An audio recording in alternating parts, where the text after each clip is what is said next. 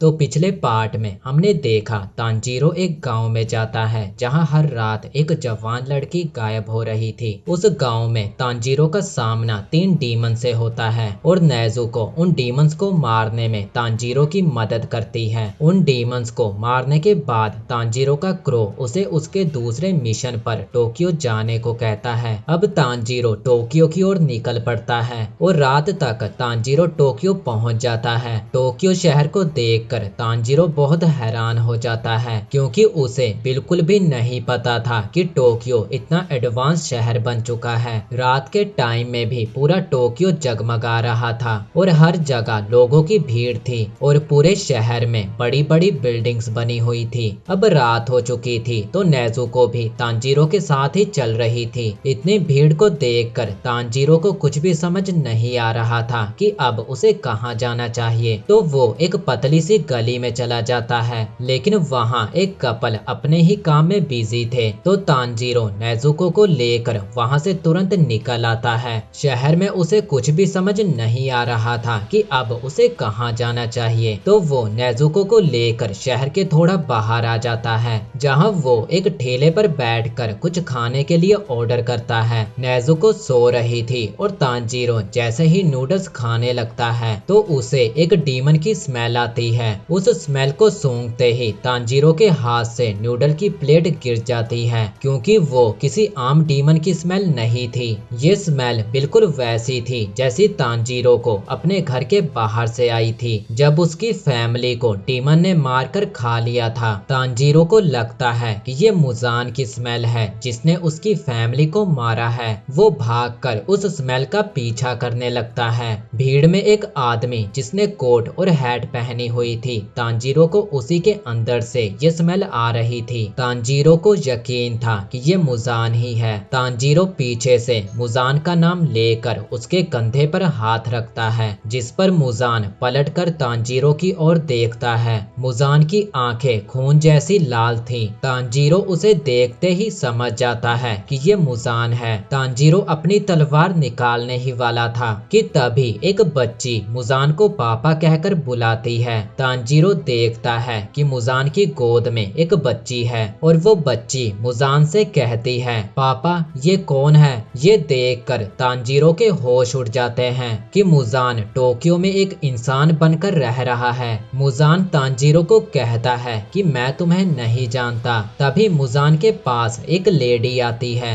और वो मुजान को कहती है, हनी ये कौन है। तांजीरो समझ जाता है कि ये औरत मुजान की वाइफ है और ये सब देखकर तांजीरो पूरा हक्का बक्का रह जाता है। तांजीरो को मुजान की बच्ची और उसकी वाइफ की स्मेल से पता चल जाता है कि ये दोनों इंसान हैं, पर वो ये देखकर हैरान था कि वो दोनों मुजान के साथ क्यों हैं, क्योंकि मुजान तो एक डीमन है। मुजान ने भी तांजीरो को पहचान लिया था कि ये एक डीमन स्लेयर है। तभी मुजान अपनी उंगलियों पर नाखून निकालता है और उसके पास से जा रहे एक आदमी की गर्दन खरोंच देता है जिससे उस आदमी का खून निकलने लगता है और वो आदमी अपनी गर्दन को पकड़कर वहीं पर बैठ जाता है और देखते ही देखते वो डीमन में बदल जाता है। ये देखकर तांजीरो कुछ कर पाता इससे पहले ही वो आदमी अपनी वाइफ को काट लेता है। वो आदमी अपनी ही वाइफ को खाने लगता है। तांजीरो फौरन उस औरत को डीमन से दूर करता है और उस डीमन को कसकर पकड़ लेता है। सभी लोग वहां पर इकट्ठे हो जाते हैं क्योंकि वहां के लोगों को डीमंस के बारे में कुछ भी नहीं पता था।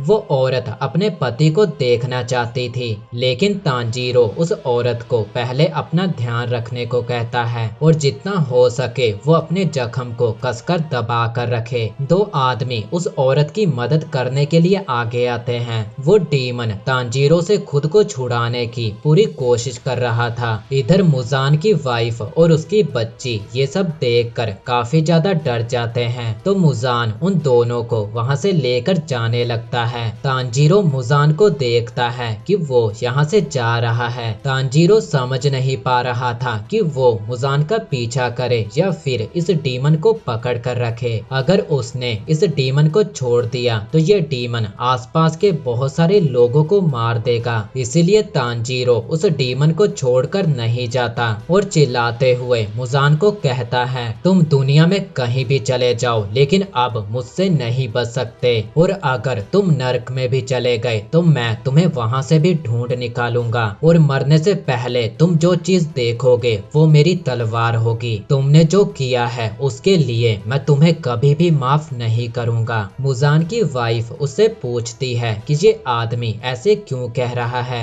लेकिन मुजान कोई जवाब नहीं देता और अपनी पत्नी और बच्ची को लेकर वहां से निकल जाता है। कुछ ही देर में वहां पर पुलिस आ जाती है और वो तांजीरो को उस आदमी के ऊपर से हटने को कहते हैं। वहां के लोगों को तांजीरो पागल लगता है। पुलिस तांजीरो को बार बार हटने को कह रही थी। तांजीरो पुलिस को कहता है कि इस आदमी को सिर्फ मैं ही रोक सकता हूँ। पुलिस को तांजीरो एक बच्चा लगता है और वो तांजीरो को कहते हैं कि अगर तुम ऐसे नहीं हटे तो हमें तुम्हें मारना पड़ेगा, लेकिन तांजीरो फिर भी नहीं हटता। तो पुलिस बस तांजीरो को मारने ही वाली थी कि तभी हवा में फूल बहने लगते हैं। एक औरत अपना हाथ काट कर फ्लावर वाली स्मेल निकाल रही थी। वहाँ पर मौजूद सभी लोग सोचने लगते हैं कि इतने सारे फूल कहाँ से आ गए। वो फूल चारों तरफ फैल जाते हैं और किसी को भी कुछ भी दिखाई नहीं दे रहा था। तभी वो औरत तांजीरो के सामने आती है और वो तांजीरो को कहती है कि ये आदमी डीमन बन चुका है, लेकिन फिर भी तुम इसे बचाना चाहते हो।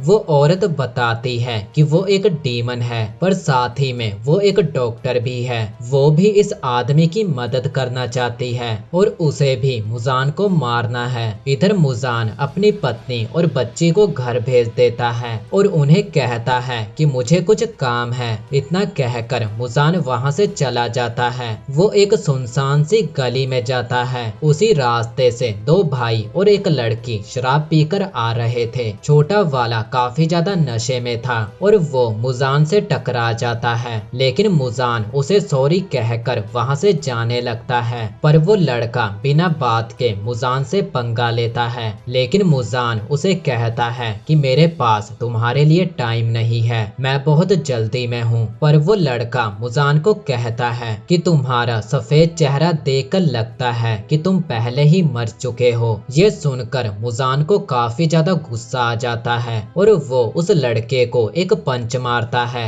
जिससे वो लड़का दीवार के साथ इतनी जोर से टकराता है कि उसकी वहीं पर मौत हो जाती है। ये देखकर उसका बड़ा भाई मुजान को मारने के लिए आगे बढ़ता है, लेकिन मुजान उसे भी मार गिराता है। उनके साथ जो लड़की थी वो ये सब देखकर काफी ज्यादा डर जाती है। अब मुजान उस लड़की के पास जाता है और कहता है, क्या तुम्हें मेरा सफेद चेहरा देखकर ऐसा लग रहा है कि मैं बीमार हूँ? अब मुजान अपना एक नाखून निकालता है और उस लड़की के सर में अपने नाखून को घुसा देता है और कहता है, चलो देखते हैं कि क्या होगा जब मेरा खून तुम्हारे शरीर में जाएगा। वो लड़की दर्द में चिल्लाने लगती है और उसका पूरा शरीर चेंज हो रहा था। उस लड़की का शरीर एक डीमन के खून को सह नहीं पाता और कुछ ही देर में वो लड़की जलकर मारी जाती है। अब मुजान खड़ा होकर चुटकी बजाता है और उसके पीछे दो डीमन आकर खड़े हो जाते हैं। मुजान उनसे कहता है, यहाँ पर कोई डीमन स्लेयर आया है